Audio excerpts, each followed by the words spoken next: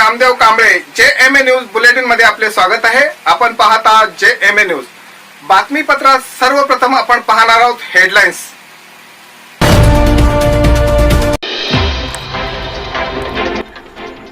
केंद्रीय अर्थमंत्री निर्मला सीतारामन यांचा वाहन ताफा काँग्रेस कार्यकर्त्यांनी रोखला। अभिमानास्पद भारतीय वंशाचे लक्ष्मण नरसिंहन यांची स्टारबक्सच्या CEO पदी निवड। पृथ्वीराज चव्हाणांवर कारवाई करा, काँग्रेस नेत्यांची शिस्तपालन समितीकडे मागणी। राहुल गांधी विरोधात बोलल्याचा नोंदवला निषेध। गुजरात विधानसभेची लढाई, दिल्लीच्या विधानसभेत केजरीवाल सरकारने विश्वासदर्शक ठराव जिंकला। कर्नाटक पोलिसांची मोठी कारवाई, लैंगिक शोषणाच्या आरोपानंतर शिवमूर्तींना अटक। जहाँ तक आपका एक इंजाम लगा, मतलब कहीं ना कहीं अगर देखा जाए तो जहाँ तक आप सोच रहे हैं, आपकी जो विचार है, आपके जो नाराज़गी है वो पुलिस प्रशासन से है या राजनीतिक दल से है या फिर न्यायिक व्यवस्था से है? मेरी नाराज़गी अब तक किसी से नहीं थी। अगर ये एक्शन नहीं होता तो मेरी नाराज़गी नहीं थी, और नाराज़ मैं रह के यहाँ रह नहीं सकता हूँ, क्योंकि अभी मैं पुलिस के खिलाफ़ हाई कोर्ट में रिट फाइल किया हूँ। इस वजह से पुलिस हमसे वो अपनी रंजिश निकाल रही है कि तुम पुलिस के खिलाफ़ क्यों गए। ऐसे कई एक API PI PSI है जो हमको धमकियाँ भी दिए कि YouTube से वो डिलीट मार दे, नहीं तो हम तेरे ऊपर केस लेंगे। तो मैं उनसे बात किया कि मैं ऐसा कोई गलत शब्द इस्तेमाल नहीं किया हूँ जिससे आप मेरे ऊपर एक्शन लेने की नौबत आए। तो किस स्टेशन में आप पे तड़ीपार का आदेश पारित हुआ है और कहाँ किस स्टेशन में आप पे आपराधिक मामले दर्ज हुए हैं? ये शिवाजी नगर पुलिस थाने सारे आपराधिक मामले हाँ, दर्ज है? मेरा हद में जो शिवाजी नगर पुलिस स्टेशन है उसमें। तो आप हमारे न्यूज़ के माध्यम से क्या कहना चाहते हैं पुलिस प्रशासन को, सरकार को? मैं सरकार से ये विनती करना चाहता हूँ, और हमारे खास करके जोन 6 के जो DCP साहब हैं उनको मैं ये बताना चाहता हूँ कि ये जो कार्रवाई 4 महीने तड़ीपार की है इसको रद्द किया जाए, ताकि अभी अगर हमें तड़ीपार कर देते हैं उसकी रीज़न ये है कि जो हमारी अर्थव्यवस्था है हमारे घर की वो ख़राब हो जाएगी, क्योंकि लॉकडाउन में वैसे भी हम टूटे हुए हैं। कहीं से कहीं तक हमारे पास इतना चारा नहीं है। अभी कैसा भी हमारा बड़ा बच्चा है 17 साल का, वो पढ़ रहा है 13वीं में, और बड़ी लड़की है एक जो 9वीं में पढ़ रही है, एक लड़का है जो 4थी में पढ़ रहा है। ये 3 बच्चे हैं मेरे, इनका गुजर बसर, हमारे बीवी बच्चों का गुजर बसर, मेरी एक बूढ़ी माँ घर में, उनका गुजर बसर कैसे होगा। इस वजह से हम ये प्रशासन से और सरकार से, महाराष्ट्र सरकार से अपील करेंगे कि ये जो हो रहा है मेरे साथ अत्याचार, सरासर अत्याचार है। इसके पहले भी हुआ, बट हमको जागरूकता नहीं थी, हमको लोग डरा देते थे कि तुम्हारे साथ ऐसा होगा। अब जो होना था हो ही गया, तो अब हमको डरने की कोई बात नहीं है।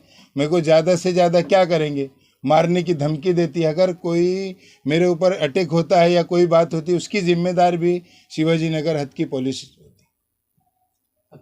Thank you. साबुद्दीन, बताइए, आज आपने प्रेस कॉन्फ्रेंस बुलाई, आपने क्या रीजन इसके पीछे? इसके पीछे रीज़न ये है कि जो हमारे साथ पुलिस अत्याचार कर रही है और अत्याचार होता आया है और अब ना हो, इसलिए हम ये चाहते हैं कि अभी उन लोगों ने, पुलिस वाले आए हमारे घर पे, और इसके पहले कल क्या होता है कि हमारे घर पे गली न्यूज़ का एक रिपोर्ट आता है, और वो रिपोर्ट में हमको ये बताया जाता है कि DCP जोन ने 11 लोगों को किया तड़ीपार। उसमें हमारे 3 भाइयों का नाम और उसमें और 2 लोगों का नाम ऐसा शामिल था। तो मैंने एक YouTube पे एक मैसेज भेजा कि हमारे को बिना नोटिस दिए इन लोगों ने ऐसा प्रस्ताव कैसे लिया। तो आज DCP साहब का कुछ आदेश पे हमारे यहाँ आके नोटिस दिए। उसमें ये हुआ कि 4 महीने का आपको तड़ीपार किया जाता है। तो मुझे ऐसा लगता है कोई पॉलिटिकल इशू है जो इस तरह से हमारे साथ घटना को अंजाम देना चाह रही है, क्योंकि आखिर 4 ही महीना क्यों, 2 महीना 2 साल का प्रस्ताव इन लोगों ने दिया था, और अचानक ये ऑर्डर आता है कि 4 महीने का आपको तड़ीपार किया जाता है। साबुद्दीन, मुंबई पुलिस अगर किसी व्यक्ति को अगर तड़ीपार करती है कहीं न कहीं इसकी पृष्ठभूमि आपराधिक रही होगी। हाँ। कहीं न कहीं आप अपराधी होंगे पुलिस नजर में।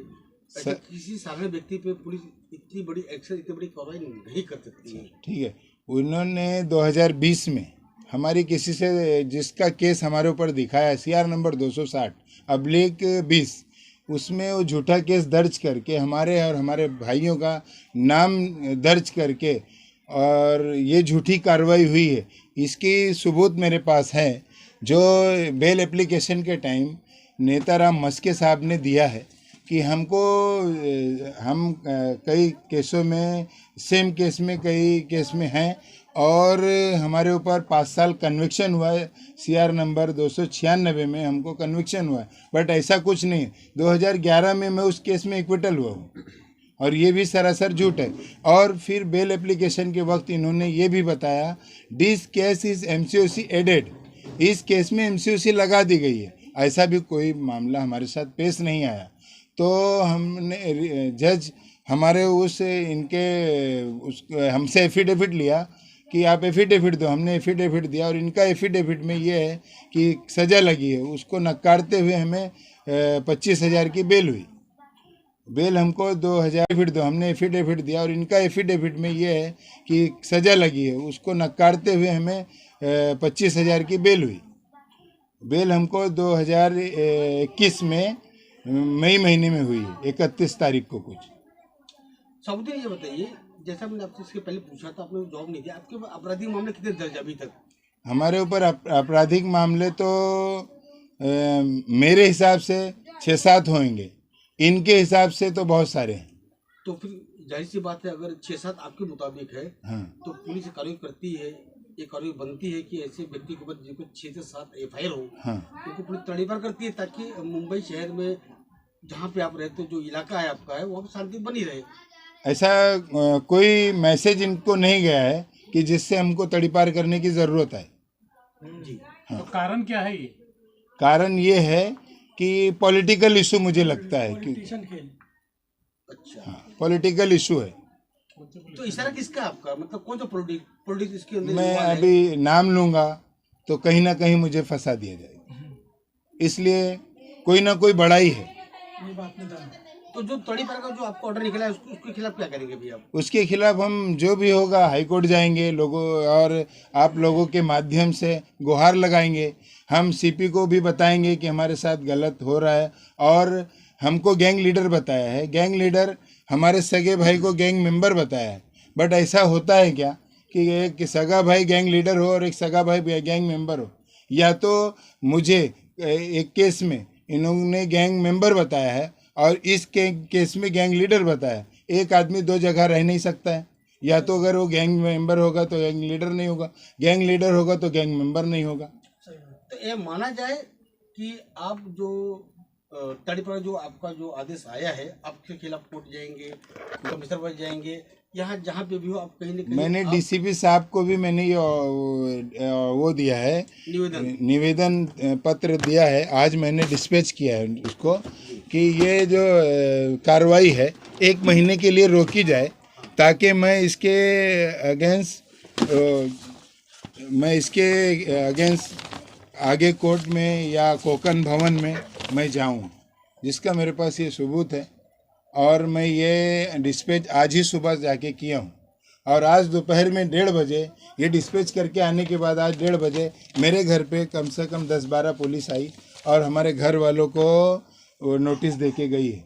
हमारा भाई बाजू में रहता है, उसके घर पे चिपका के गई है। धन्यवाद। तो आपकी बातम्या पाहण्यासाठी आमच्या चॅनलला लाईक करा, शेअर करा, सबस्क्राईब करा, बेल आयकॉन प्रेस करा आणि सर्वप्रथम नोटिफिकेशन पहा तुमच्या मोबाईलवर।